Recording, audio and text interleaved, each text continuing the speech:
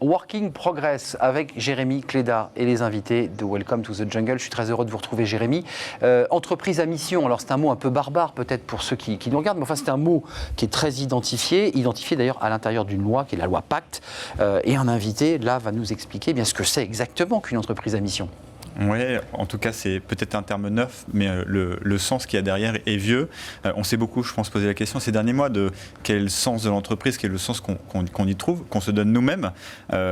Pour rappel, il y a eu un sondage récent auprès d'étudiants de grandes écoles. Il y a 62% des étudiants de grandes écoles, de commerce ou d'ingénieurs, qui refuseraient de prendre un emploi dans une société pour laquelle ils trouvent que les enjeux sociétaux et environnementaux ne sont pas respectés. Donc c'est un enjeu clé et aussi dans le recrutement. Et donc la question, c'est comment ce sujet d'entreprise à mission, il peut être porté par des boîtes et surtout comment y arriver. Et là, je pense qu'on a un très bon exemple avec bonjour Mathias Vichra, vous êtes le secrétaire général de Danone. Souvent, on se dit d'ailleurs que ce genre de transition, ce genre de changement de statut, on peut le faire quand on est 10, 20, 100 personnes. Vous le faites avec 100 000 collaborateurs.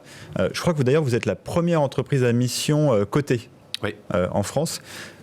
En quelques mots, comment cette transition se fait? Comment vous en êtes venu à être allé sur ce sujet et peut-être sur ce statut plus précisément?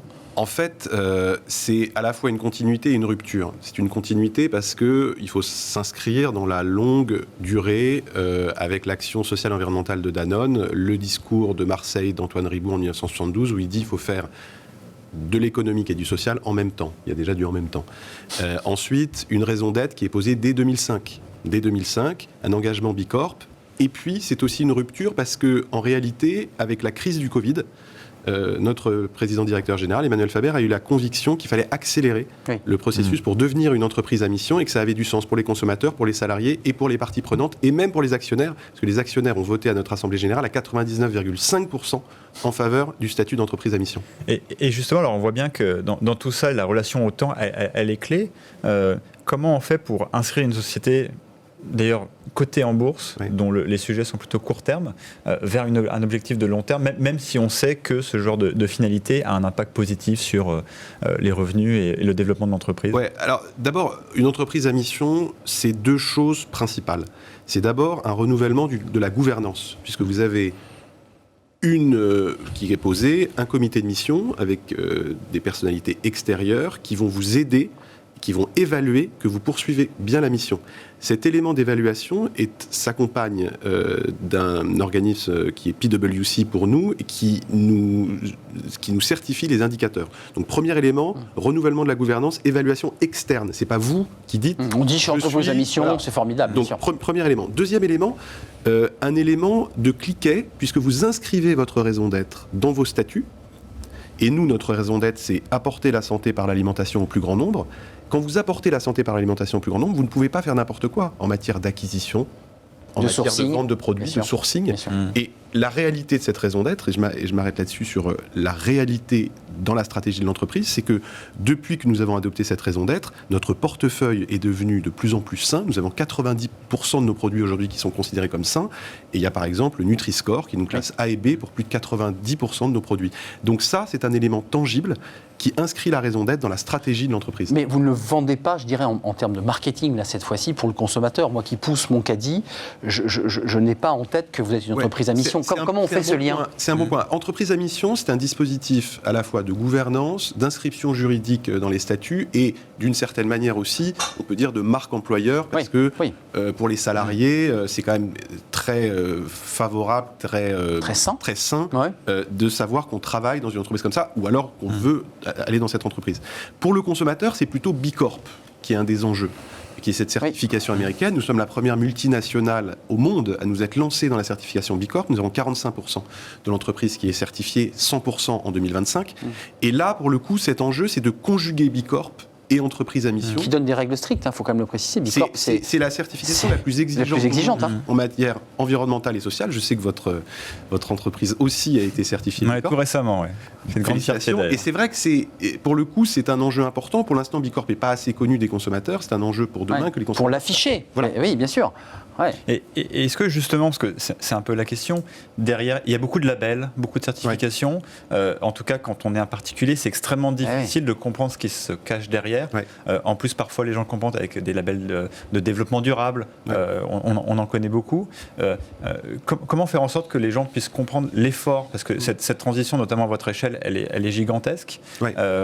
Et après, de les amener vers peut-être un mode de consommation un peu différent. Ouais, c'est un très bon point. Nous, on pense que Nutri-Score est vraiment d'abord un label scientifiquement prouvé et qui doit guider le consommateur. Qui avait été un peu critiqué, je le précise quand même. Nutri-Score, ça avait été un peu tendu au départ. Ouais, en fait, ça avait été critiqué parce qu'il y avait notamment le sujet, est-ce que ça doit être obligatoire ou est-ce que c'est volontaire pour les entreprises C'est resté sur le mode volontaire, mais il y a de plus en plus d'entreprises qui veulent adopter le Nutri-Score.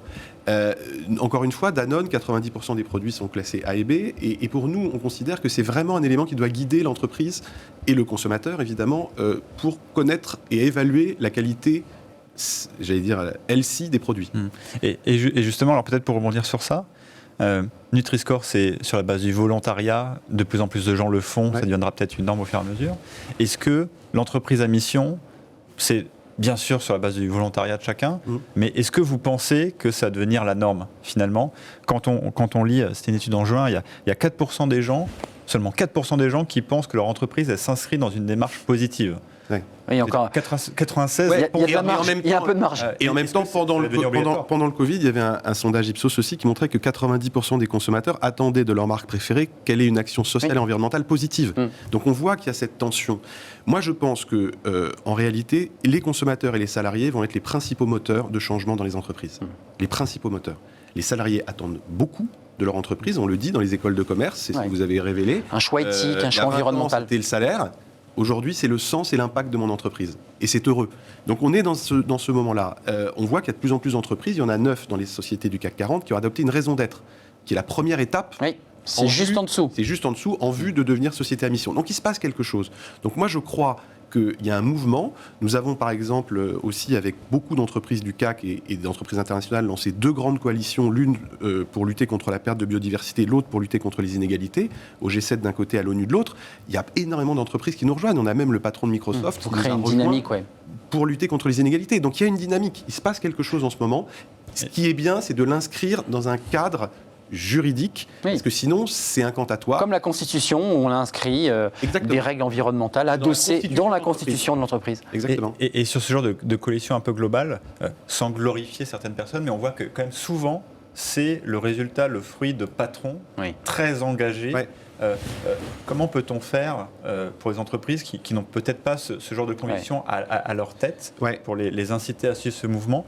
Parfois, on voit que ça bloque parce qu'à la tête. Oui, bien sûr. Je pense qu'il y a 2 choses. D'abord, quand une entreprise a un historique d'engagement, c'est plus simple. Danone, c'est depuis 50 ans que l'entreprise est engagée entre Antoine Riboud, Franck Riboud, maintenant Emmanuel Faber.